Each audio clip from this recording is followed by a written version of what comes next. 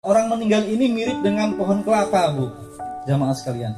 Kalau kita perhatikan di pohon kelapa itu, ada yang masih bunga gugur, ada yang masih kecil jatuh, ada yang masih itu kelapa muda diambil, ada yang tua tidak jatuh-jatuh. Seperti itulah kita. Ya, orang meninggal ini tidak melihat usia. Ada yang masih lahir, masih bayi, meninggal. Ada yang masih remaja, meninggal. Ada yang orang tua sudah tua, tidak meninggal-meninggal. Ada seperti itu. Tapi hadirin sekalian, kaitannya dengan amal jariah tadi, kita semua harus memahami tadi yang dibaca Pak Imam tadi ya. Alladzi khalaqal maut wal hayat liyabluwakum ayyukum ahsanu amala. Jadi Tuhan berfirman, sesungguhnya aku adakan itu kematian, aku adakan itu kehidupan, aku hanya ingin menguji. Siapapun yang masih hidup, aku ingin menguji siapa yang paling baik prestasinya, siapa yang paling baik amal ibadahnya. Gitu. Jadi hidup kita pun ini ujian. Jadi ketika ada kematian, ada kehidupan, itu menguji kita yang masih hidup. Siapa yang paling baik namanya, siapa yang paling baik prestasinya. Maka jamaah sekalian mohon diingat ini ya, kita semua pasti mati ya. Kita semua pasti mati, tapi usahakan amal ibadah kita, pahala kita itu terus tidak pernah berhenti. Mesin pencetak pahala kita terus tidak berhenti. Hidup kita pasti berakhir, tapi usahakan ada sumber pahala yang terus mengalir. Sambutlah salam terindah. Salam ini adalah doa yang memiliki kekuatan yang sangat-sangat dahsyat. Semua salam umat agama apapun semuanya baik mengandung doa. Kalau dalam agama Islam, salam agama Islam ada 3 doa. Assalam, semoga keselamatan, kebahagiaan, kesejahteraan, kedamaian menyertaimu. Kemudian warahmat, rahmat itu kasih sayang Allah, kasih sayang Tuhan. Semoga kasih sayang Tuhan selalu diberikan kepadamu dan keluargamu. Yang ketiga, barokah wa barokah. Semoga keluargamu, anak cucumu semuanya berkah, diberkahi Allah. Jadi salam ini doa. Maka kita disunahkan menebarkan salam dan menjawab salam. Assalamualaikum warahmatullahi wabarakatuh. Salam damai sejahtera untuk kita semua. Mirip doanya sama. Pertama-tama marilah kita bersyukur kepada Allah Tuhan semesta alam. Allahu Rabbul Alamin. Allah yang memiliki, Allah yang mengatur seluruh alam jagat raya semesta ini. Mulai dari makhluk yang paling kecil sampai makhluk yang paling besar. Contohnya matahari. Matahari itu bobotnya itu berjuta-juta kali lipat daripada bumi. Itu diputar sangat mudah oleh Tuhan kita.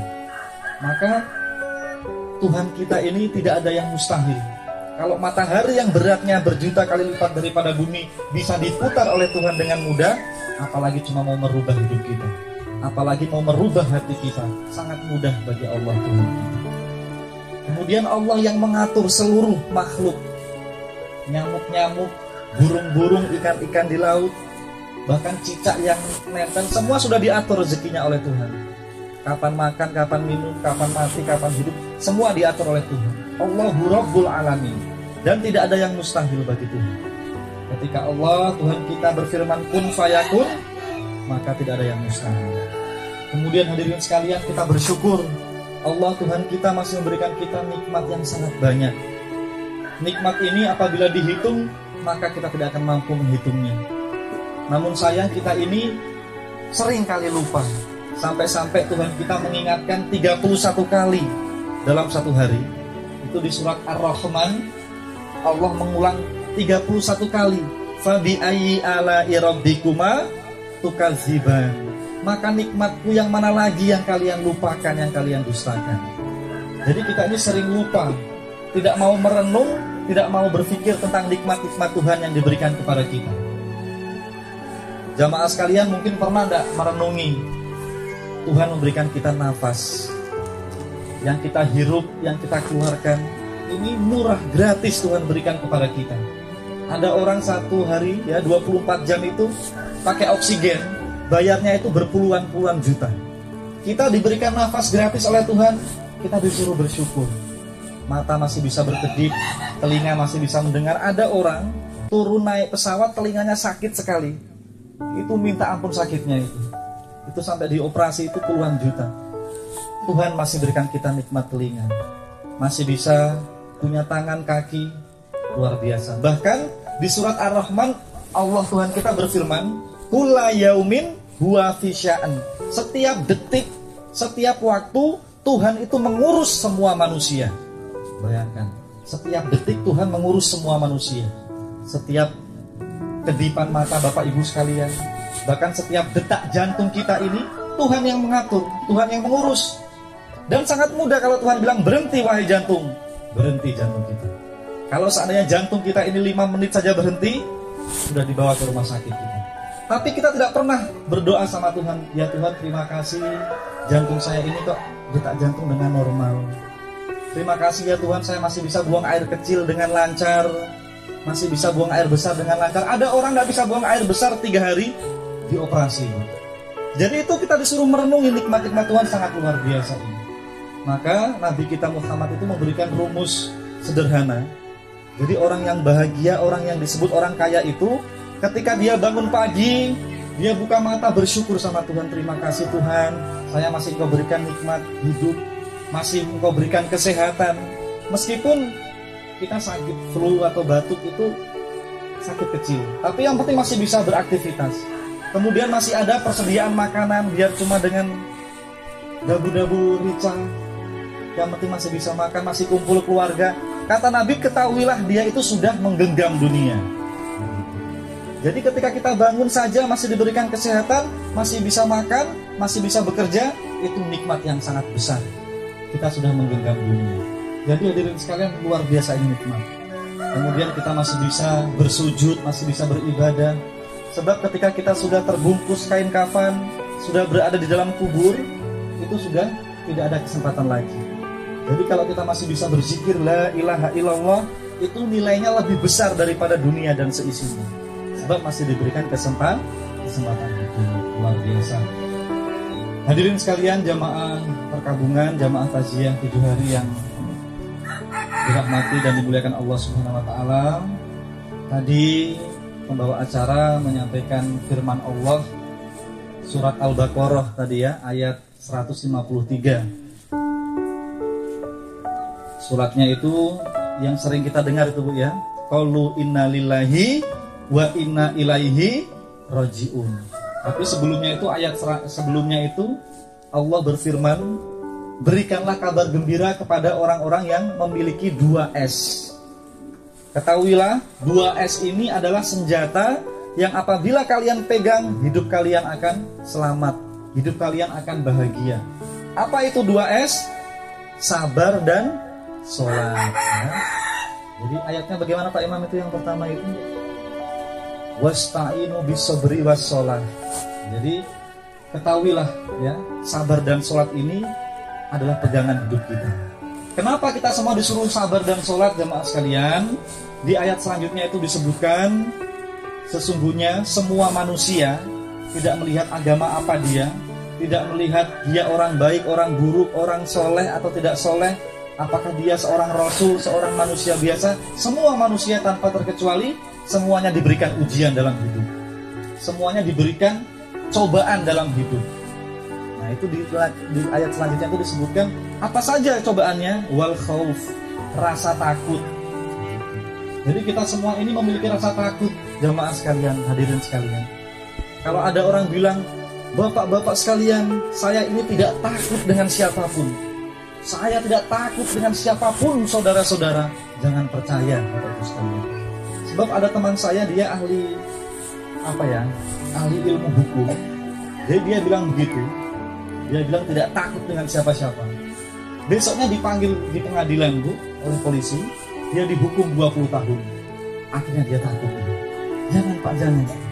Jadi kita semuanya memiliki rasa takut. Takut rumah kita kebakaran, takut istri kita diambil orang, takut suami kita dipanggil orang, ya, takut anak kita diculik orang. Jadi ada rasa takut dalam hati kita ini. Kemudian kita diuji apa lagi? Ya, walju, kekurangan harta, kekurangan ekonomi. Jadi jangankan kita loh jamaah sekalian, ya, Nabi saja diberikan sakit oleh Tuhan. Nabi saja diberikan ujian. Itu kalau di agama Islam Nabi Ayub, ibu-ibu pernah dengar itu ya kisahnya ya. Nabi Ayub itu diuji, anak-anaknya yang hebat-hebat itu meninggal satu-satu. Kemudian diuji lagi, hartanya, asetnya, semuanya itu habis semuanya. Masih sabar. Diuji lagi, dia diberikan sakit puluhan tahun. Masih sabar, masih terus berzikir sama Tuhan, berdoa sama Tuhan. Jadi Nabi saja diberikan ujian, apalagi kita. Maka kita disuruh sabar. Sebab tadi, innallaha ma'as sabirin. Tuhan kita itu paling sayang kepada orang-orang yang sabar. Kenapa seperti itu jamaah sekalian? Jadi Tuhan ini sangat sayang kepada orang-orang yang sabar. Ketika diberikan ujian, dia sabar. Dia tidak meronta-ronta, tidak marah-marah. Jadi sabar ini pahalanya lebih besar daripada semua ibadah-ibadah lain. Jadi ada orang ibadah itu puluhan tahun, ya, dia haji 3 kali, tapi kalau tidak sabaran, kalah sama orang yang sabarnya luar biasa. Ada orang itu bu diuji bu, ya, dia dizolimi, dia sabar. Ada orang yang dihina, dia sabar, luar biasa pahalanya. Kemudian yang kedua apa? Yang S kedua, sholat. Nah, kalau orang Islam itu sholat itu adalah salah satu bentuk syukur. Salah satu bentuk syukur. Jadi orang Islam itu disunahkan, diwajibkan sholat 5 waktu, 1 hari 5 waktu, 17 rakaat. Itu selain kita menjaga hati sebagai bentuk syukur, kita berdoa sama Tuhan. Luar biasa. Jadi sholat ini mencegah dari perbuatan keji dan mungkar dan sebagai bentuk syukur kita kepada Allah Tuhan kita. Dan di dalam sholat itu mengajarkan kepada kita, kuatkan iman kita. Kuatkan iman kita dan ingatlah, inna lillahi wa inna ilaihi raji'un. Ketahuilah, itu bahasa Arab bu. Artinya itu sesungguhnya semua apapun yang ada di bumi ini yang kamu miliki, semua itu milik Tuhan dan akan kembali kepada Tuhan. Jadi kita semua harus merenungi, ternyata semua yang ada di bumi ini milik Tuhan. Yang diberikan kepada kita ini amanah titipan, semuanya milik Allah, milik Tuhan. Bahkan diri kita ini milik Tuhan. Sewaktu-waktu akan dipanggil oleh Tuhan. Namanya milik Tuhan, Allah Tuhan kita itu berhak mengambil maupun merubah. Maka orang yang beriman itu kuat imannya. Jadi ketika mama punya sakit, kolesterol, berdoa sama Tuhan, wahai Tuhan, kaki saya ini sakit, kaki saya ini milikmu Tuhan. Saya serahkan kaki saya kepadamu. Kalau seandainya Engkau bisa rubah, sembuhkan ya Tuhan. Begitu. Jadi tidak ada yang mustahil bagi Allah Tuhan kita untuk merubah hidup kita, karena semuanya adalah milik Allah dan akan kembali kepada Allah Tuhan kita. Seperti itu jemaah sekalian ya. Jadi orang yang sabar dan sholat itu orang-orang pilihan Allah. Dan luar biasa, tadi pembacaan tahlil ya, pembacaan tahlil itu mengirimkan doa kepada yang sudah meninggal. Jadi dalam agama Islam itu ketika kita mendoakan orang lain ya, itu diamini oleh para malaikat. Jadi kalau kita mendoakan orang lain itu malaikat mengamini dan mendoakan kita juga. Kita dapat pahala, dapat keberkahan ya. Dan doa kita itu tidak akan ditolak, diterima begitu.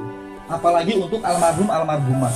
Sebab jamaah sekalian, almarhumah itu keinginannya cuma satu, cuma minta didoakan oleh anak keluarga ya. Dalam sebuah cerita bu, riwayat itu ya, ada seorang ulama besar, orang suci. Dia itu bermimpi, dia berada di alam barzah. Alam barzah itu alam kubur. Dia melihat di alam barzah itu banyak sekali orang rampasan, orang berkerumunan merebut itu rampasan besar. Nah, dia lihat ada seorang kakek-kakek tua. Dia duduk di pojokan sambil senyum-senyum.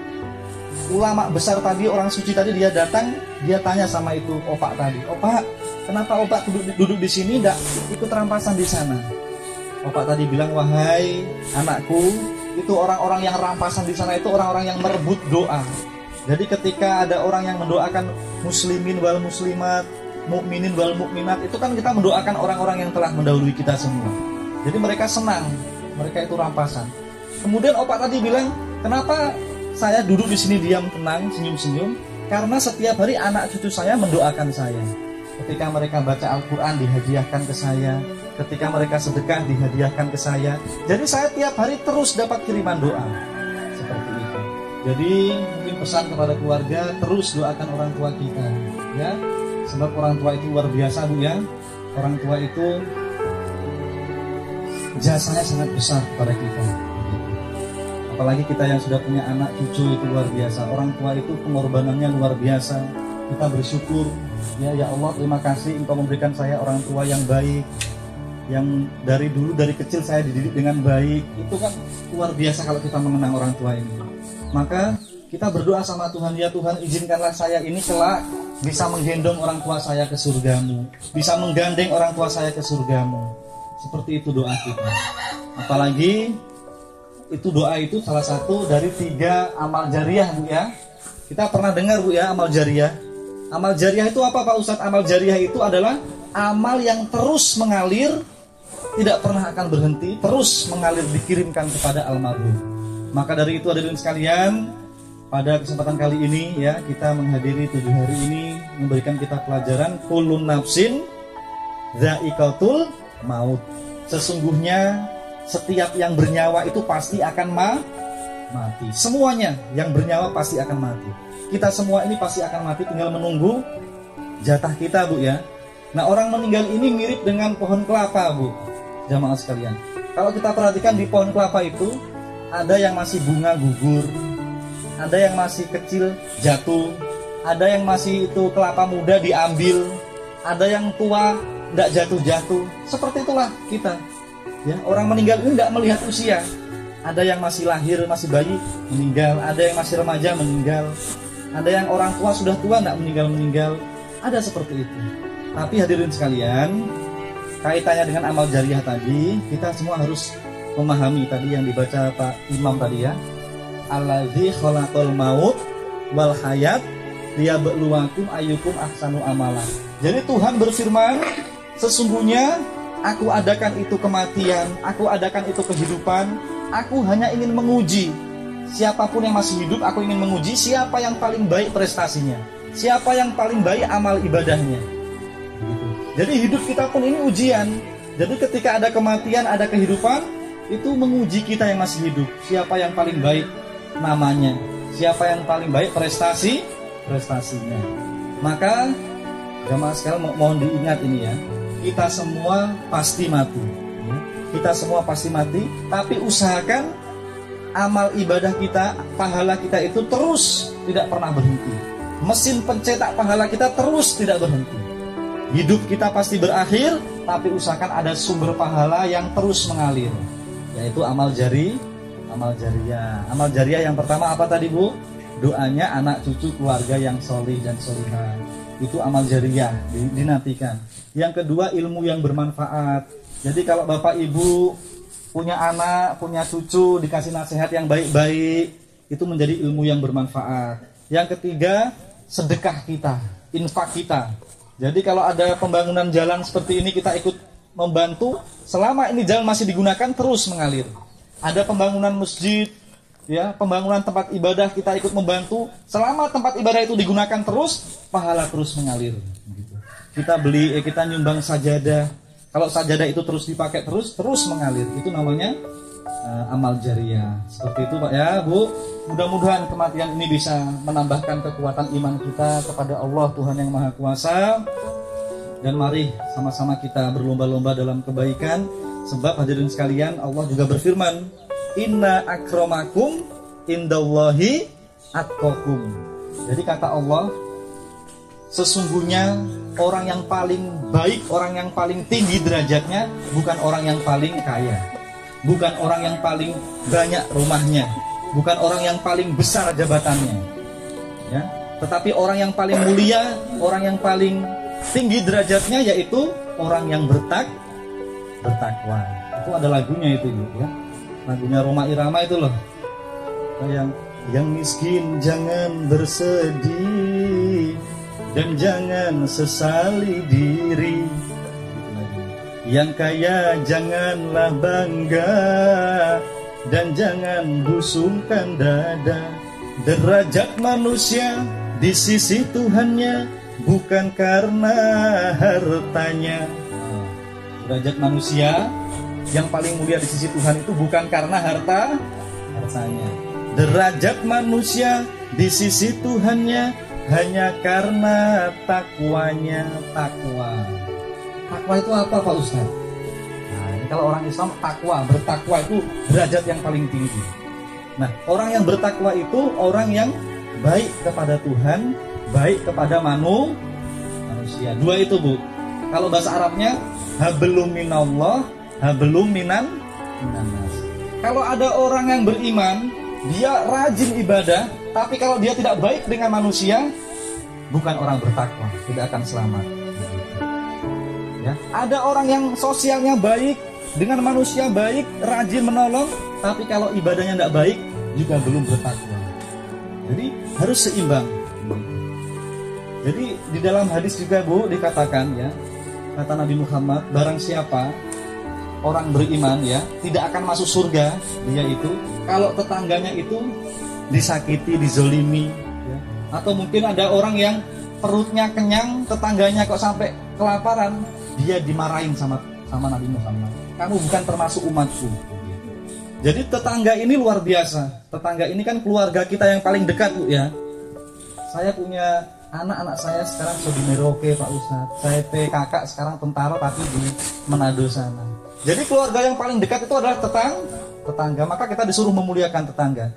Jadi orang Islam itu dipertanyakan imannya kalau dia suka mengganggu tetangganya, suka menzolimi tetangganya. Begitu. Jadi tetangga ini harus kita muliakan. Tidak boleh kita melihat dia agamanya apa. Pokoknya kita muliakan. Sebab dalam agama Islam itu Nabi Muhammad mengajarkan umat Islam itu memiliki akhlak yaitu rahmatan lil alamin. Jadi umat Islam itu disuruh menebar kasih sayang ke seluruh alam semesta. Tidak melihat dia orang baik, orang buruk ya. Jangankan itu, dengan hewan pun kita disuruh sayang, dengan tumbuh-tumbuhan disuruh sayang. Ini orang Islam ini ya. Jangan itu mengujar kebencian, karena itu sama-sama ciptaan Allah, ciptaan Tuhan. Begitu. Dalam agama Islam semua diatur, disuruh menebar akhlak yang mulia. Maka dari itu hadirin sekalian, itulah orang yang paling mulia adalah orang yang memiliki akhlak yang mulia kepada siapapun dia berakhlak mulia. Yang terakhir saya tutup hadis Nabi, khairun nas anfa'uhum linnas. Sebaik-baik manusia adalah yang paling bermanfaat kepada sesama manusia. Kalau apa itu, Bu? Puisinya Profesor Samratulan itu apa itu? Ada itu loh, Bu, yang sitou tumau tau itu. Itu mirip khairun nas anfa'uhum linnas. Jadi manusia itu memanusiakan manusia. Manusia terbaik adalah manusia yang bermanfaat kepada manusia. Silakan yang punya iman, yakini iman kita paling benar, kemudian kita melaksanakan ibadah kita sesuai dengan agama kita masing-masing, dan yang paling utama tunjukkan akhlak kita ya.